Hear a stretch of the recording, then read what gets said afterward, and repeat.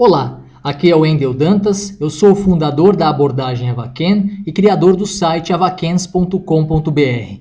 Nesta videoaula vamos falar sobre como você pode melhorar sua comunicação. Primeiramente, vamos definir o que é comunicação. Comunicação é o modo tipicamente humano de estabelecer relações conosco e com as outras pessoas. A comunicação pode ser verbal, isso quer dizer oral ou escrita, ou não verbal. O modo como usamos nossas expressões faciais, a nossa postura corporal e o nosso gestual. Ao longo da vida, nos deparamos com situações interacionais que podem ser problemáticas. Dentre elas, podemos citar a apresentação de seminários em escolas ou universidades, apresentações que nós venhamos a fazer na empresa na qual trabalhamos, palestras, entrevistas de TV, vendas também, o momento em que nós temos que apresentar um produto para o nosso cliente, negociações de ideias com clientes, colegas, parentes ou conhecidos e direcionamento também, que é quando nós temos que dar ordem ou comandos para subordinados, filhos, alunos, etc. Quando nós conhecemos o público-alvo e adaptamos a nossa linguagem a esse público-alvo, os nossos objetivos tendem a ser melhor alcançados. Vamos falar um pouco agora sobre o método IAD.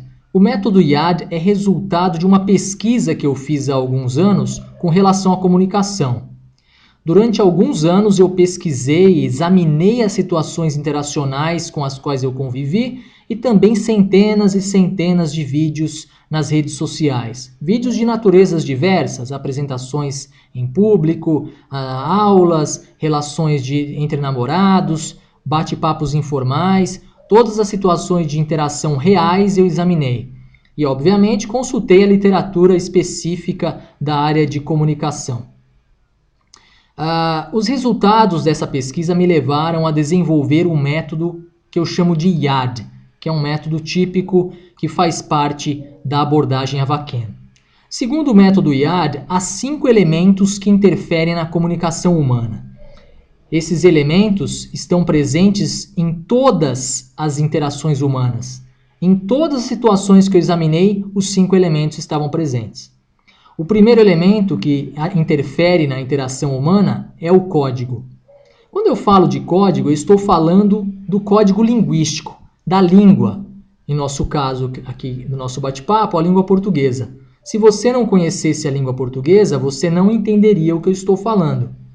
O código, portanto, ele engloba não somente o idioma, mas as suas variações, português formal, português informal e ainda os gestos. Existem gestos que podem ser comuns e corriqueiros na nossa cultura, mas que podem indicar um palavrão em alguma outra cultura.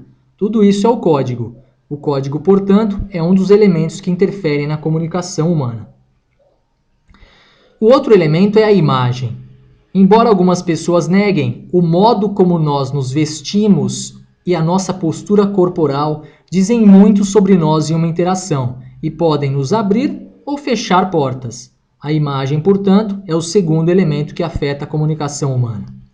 O terceiro elemento é a emoção. É a forma como nós equilibramos ou não as nossas emoções em situações interacionais. O quarto elemento são os gêneros. Gêneros remetem à teoria bakhtiniana. Bakhtin dizia que ao longo da vida nos deparamos com situações interacionais que se repetem. Essas situações, portanto, nos levam ao desenvolvimento ou à identificação de padrões específicos. Por exemplo, se você for comparecer a uma audiência em um tribunal, se você conhecer o gênero, você já vai saber que tipo de linguagem é utilizada lá dentro do tribunal, que tipo de roupas você tem que usar, que tipo de gestos você vai utilizar, quais as pessoas que estão provavelmente presentes naquele ambiente, o beirinho, o juiz, etc. Os gêneros, portanto, eles revelam vários instrumentos importantes na interação, como nós temos que falar, que roupa nós temos que utilizar, etc. O último elemento que interfere na comunicação humana são as memórias. Quando eu falo de memórias, eu estou falando sobre o nosso conhecimento prévio dos interlocutores. Toda vez que nós fazemos um levantamento prévio dos nossos interlocutores, ou das situações nas quais nós vamos nos encontrar, sei lá, vou apresentar para universitários ou para alunos de uma escola pública, quando fazemos um levantamento das memórias, né, do nosso conhecimento prévio com relação ao interlocutor, aos interlocutores ou ao público-alvo, nós conseguimos dinamizar a nossa comunicação. Por quê? Porque nós conseguimos não somente prever que tipo de questões vão ser levantadas, mas também nós conseguimos prever que tipo de sequência nós podemos dar ou teremos que dar para as nossas ideias. O que o método IAD traz de diferente dos outros métodos que estão no mercado? Ora, os outros métodos costumam dar um enfoque meramente linguístico nas situações de interação. Só que existem pessoas que têm um domínio do código e uma verbalização muito bons. Então, quer dizer, essas pessoas acabam tirando proveito muito legal desse tipo de curso. Então, o método IAD, ele vai permitir que você, por meio da observação, da ajuda dos seus amigos, ou mesmo da gravação de situações interacionais suas, você mesmo possa, ou você mesma possa identificar quais dos 5 elementos você precisa desenvolver e efetivamente desenvolvê-los. Ao longo da interação, a percepção humana ela vai buscar nos 5 elementos instrumentos para que a interação se equilibre.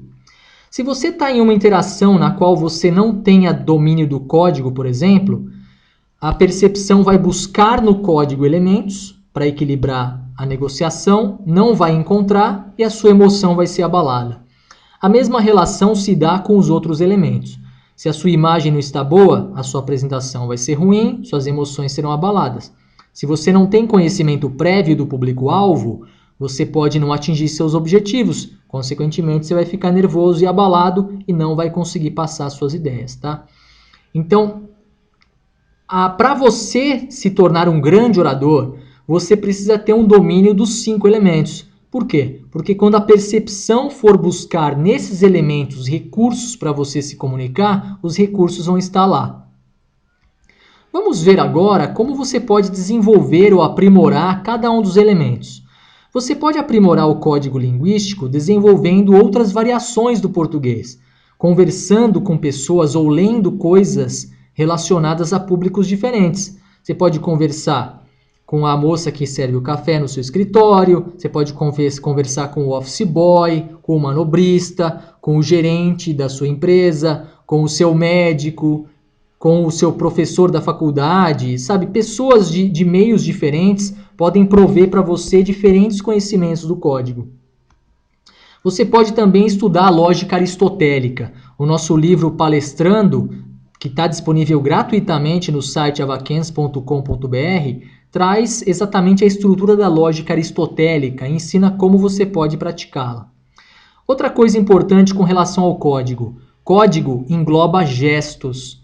Então, toda vez que você for negociar com pessoas de regiões ou países diferentes, cuidado com o gestual, tá?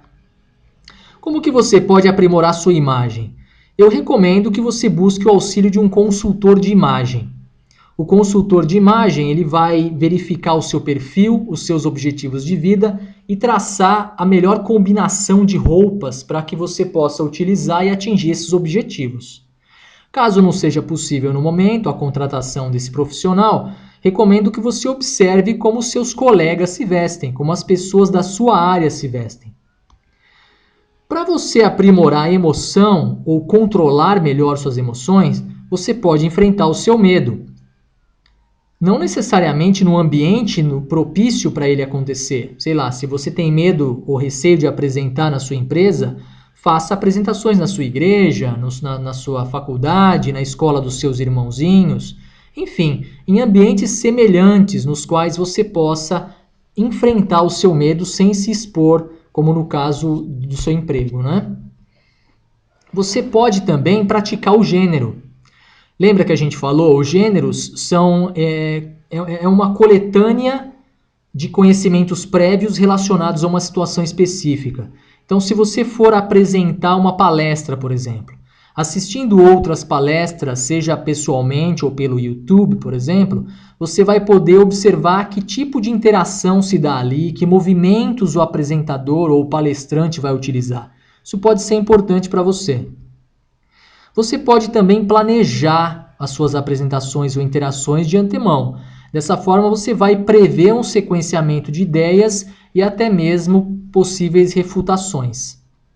Você pode ainda fazer aulas de teatro, de clown, de radialismo, como eu fiz, de yoga ou de tai chi chuan.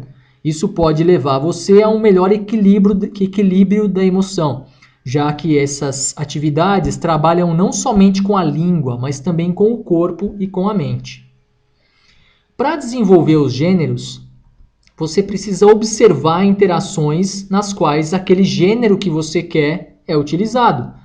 Isso, novamente, você pode fazer conversando com pessoas da área, assistindo vídeos, assistindo apresentações ou interações nesses ambientes reais, tá bom? Para você desenvolver as memórias, você precisa estudar de antemão o seu público-alvo, ou o seu interlocutor, suas características, suas crenças e seus valores. Esse levantamento vai fazer com que você desenvolva as memórias e possa utilizá-las no momento da interação, quando a percepção for buscar nas memórias elementos para fortalecer a sua comunicação. Agradeço por você ter assistido essa videoaula, muito obrigado e nos vemos na próxima. Um abraço, tchau, tchau!